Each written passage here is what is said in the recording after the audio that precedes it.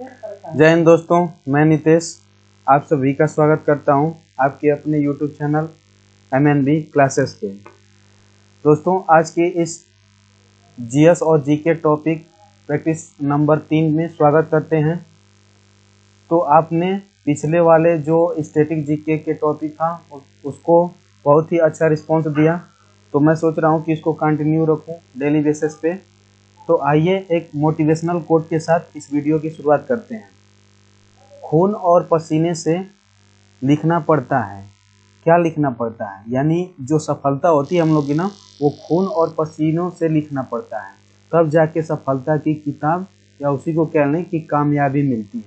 ठीक है, तो इस बात को हमेशा याद रखेंगे कि जो बातें होंगी वो हमेशा आपके दम पर ही होगी। और कब कैसे लिखी जाएगी? खून और पसीनों से। इसका मतलब कि खून और पसीना नहीं दोस्तों, ये आपकी मेहनत ही करवाएगी ये सारी बातें। ठीक है, तो आइए इसी के साथ पहला क्वेश्चन देखते हैं। तो इसमें पहला क्वेश्चन क्या है?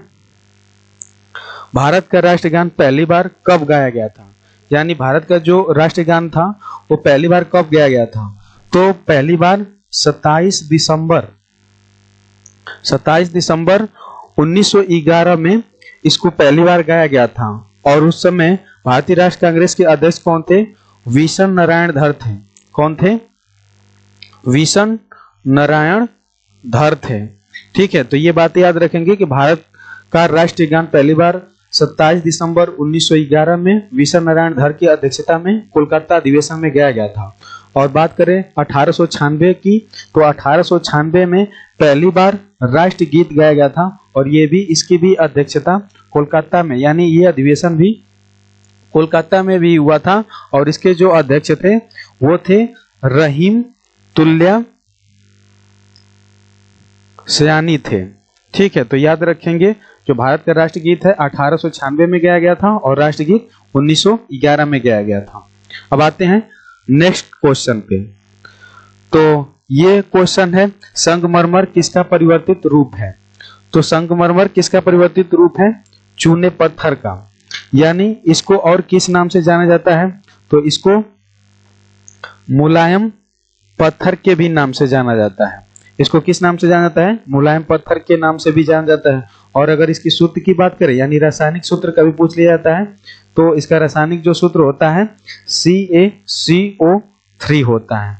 ठीक है, तो इसको भी ध्यान रखेंगे कि संगमरमर किसका परिवर्तित रूप होता है? तो चूने पत्थर का होता है। और इसको CaCO3 के नाम से भी जाना जाता है। इसको मुलायम पत्थर भी कहा जाता है। तो ये सारी बातें आपको ध्यान में रखनी है। अब आते हैं अगले क्वेश्चन में। तो अगला क्वेश्चन है, सन 1922 में चौरी चौरा कांड के बाद महात्मा गांधी ने किस आंदोलन को स्थगित कर दिया था? तो सन 1922 में चौरा चौरी कांड हुआ था। तो 1920 में ही महात्मा गांधी ने असहयोग आंदोलन शुरू किए थे। तो इस वाले आंदोलन को उन्होंने स्थगित कर दिया था। बात करें खिलाफत आंदोलन की, तो खिलाफत आंदोलन 1919 ईस्वी में हुआ था। और ये क्यों हुआ था? जो मुसलमानों का खलीफा पद हुआ करता था उसी को समाप्त कर दिया गया था। इसके लिए मुस्लिम लीग ने इसको खिलाफत आंदोलन चलाए थे, जिसके अध्यक्ष महात्मा गांधी बनाए गए थे। तो ये बातें याद रखना है। यहाँ पे बात करेंगे नमक सत्याग्रह, तो ये 1930 में चलाया गया था। और बात करेंगे भारत छोड़ो आंदोलन की, तो ये 1942 में चलाया गया था। ठीक है, तो ये सारी बातें याद रखेंगे। इसके साथ साथ तो असहयोग आंदोलन 1920 में चलाया गया था। और चौरी चौरा कांड जब 1922 में हुआ तो महात्मा गांधी ने गुस्सा होकर ये आंदोलन वापस ले लिया था। ठीक है, अब आते हैं अगले क्वेश्चन पे। तो अगला क्वेश्चन है, सविनय अवज्ञा आंदोलन को और किस नाम से जाना जाता है? जो सविनय अवज्ञा आंदोलन है ना, ये कब हुआ था? तो ये 1930 में हुआ था। इसको तो जानते ही हैं। तो सविनय अवज्ञा आंदोलन को दांडी यात्रा के नाम से भी जाना जाता है। यानी ये भी 1930 में हुआ था। ठीक है, और ऊपर हम लोग डिस्कस किए थे कि खिलाफत आंदोलन 1919 में हुआ था और असहयोग आंदोलन 1920 में चलाया गया था। और नमक आंदोलन या दांडी मार्च आंदोलन उसको कह लें तो सेम ही बात हो जाता है। एक तरह से सविनय आंदोलन पूछा है तो यहाँ पे दांडी यात्रा से उसको कोरिलेट कर लेंगे। ठीक है, तो राइट आंसर क्या हो जाएगा? ए हो जाएगा। अगले क्वेश्चन की बात करें तो अगला क्वेश्चन है, स्वतंत्र देश के समय भारतीय राष्ट्र कांग्रेस के अध्यक्ष कौन थे? यानी अगर भारतीय राष्ट्र कांग्रेस की स्थापना की बात करें तो 28 दिसंबर 1885 में इसकी स्थापना हो गई थी। और जब भारत स्वतंत्र हुआ था तो उस समय भारत यानी राष्ट्रीय कांग्रेस, भारतीय कांग्रेस के अध्यक्ष कौन थे? जेपी कृपलानी।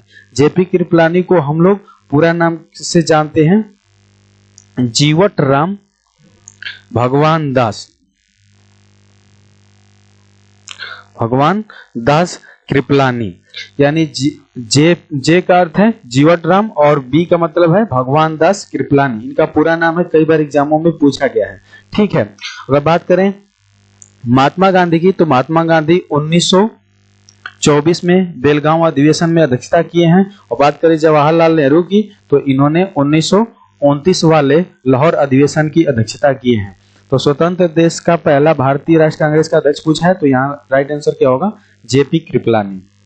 अब आते हैं अगले क्वेश्चन पे। तो अगला क्वेश्चन है, महान चिकित्सक चरक किसके दरबार में रहते थे? तो जो महान चिकित्सक चरक है ना, वो कनिष्क के राज दरबारी चिकित्सक हैं। याद रखेंगे कनिष्क किस वंश से संबंधित है? तो कुषाण वंश से ये संबंधित हैं। और अशोक की बात करें तो अशोक तो गुप्त मौर्य वंश से संबंधित है। और अकबर तो ये मुगल वंश से, और अजातशत्रु हर्यक वंश से संबंधित है।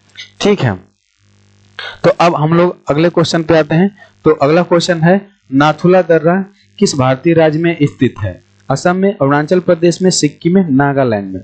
तो ये नाथुला जो दर्रा है ना, यहाँ पे देख रहे हैं सिक्किम, ये नाक जैसा, मतलब कि अगर हम लोग अपना सर ऊपर करके देखें तो नाक जैसा नहीं हुए उठा हुआ देश है, अरे सॉरी राज्य है।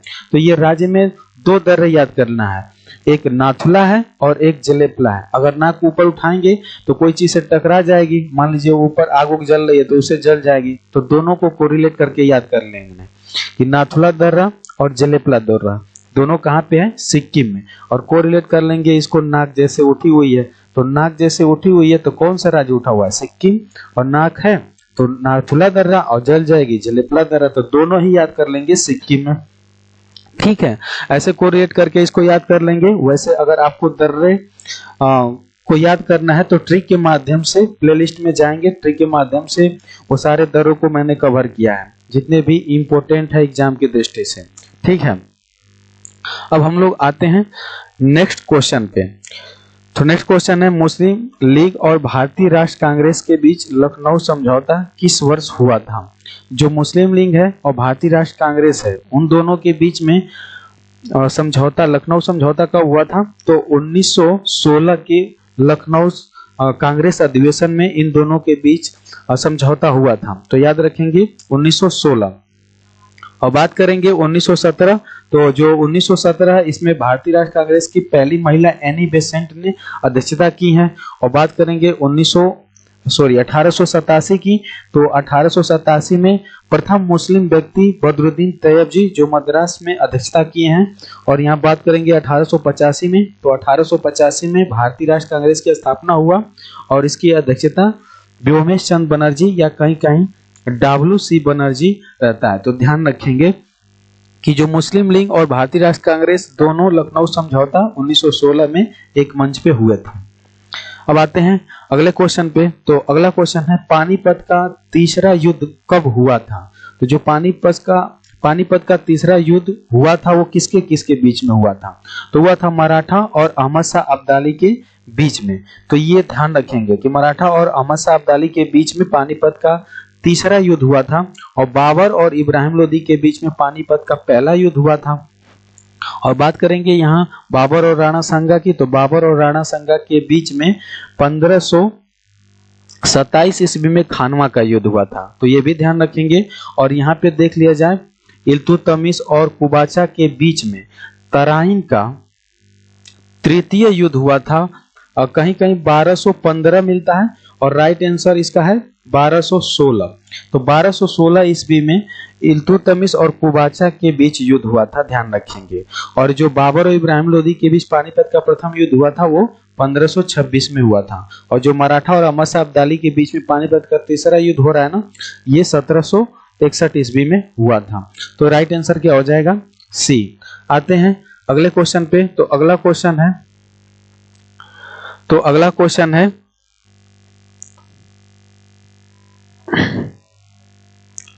यहाँ पे अगला क्वेश्चन है, निम्नलिखित में से किस भारतीय राज्य की सीमा चीन, नेपाल और भूटान से मिलती है? यानी जो भारत का कौन सा, यहाँ पे देखेंगे तो यहाँ से ये स्ट्रेट लाइन, यहाँ पे से ये तिरछी ऊंची आती हुई यहाँ से आपको लाइन ये दिख रही होगी। तो ये लाइन कह रहा है कि कौन से भारतीय राज्य है जो कि चीन, नेपाल और भूटान से सीमा बनाता है। तो यहाँ पे देखेंगे ना, तो ये वाला देश भूटान आपको दिख रहा होगा, ये वाला देश आपको नेपाल दिख रहा होगा और ऊपर तो चीन है। तो यही तो एक राज्य है जो तीनों देशों से सीमा बना रहा है। तो कौन सा राइट आंसर हो जाएगा? सिक्किम। अगर आपसे क्वेश्चन कभी पूछ लेगा कि कौन सा राज्य है जो बांग्लादेश से तीन तरफ से घिरा हुआ है, तो यहाँ पे आप देखेंगे ये त्रिपुरा है। जो त्रिपुरा, इधर से भी बांग्लादेश, इधर आगे से भी बांग्लादेश और इधर से भी बांग्लादेश, तो तीन तरफ से घिरा हुआ देश, सॉरी राज्य। तो मतलब कि कौन सा राज्य है जो बांग्लादेश से घिरा हुआ है? तो त्रिपुरा। और कौन सा राज्य है जो तीन देशों से सीमा बनाता है? तो याद रखेंगे सिक्किम। ठीक है, तो उम्मीद करते हैं ये सारी बातें आपको याद हो चुकी होंगी या समझ में आया होगा। तो आपको ये वीडियो कैसा लगा कमेंट बॉक्स में अवश्य बताएं, और चैनल पे अगर आप नए हैं तो चैनल को सब्सक्राइब अवश्य कर लें। Thank you.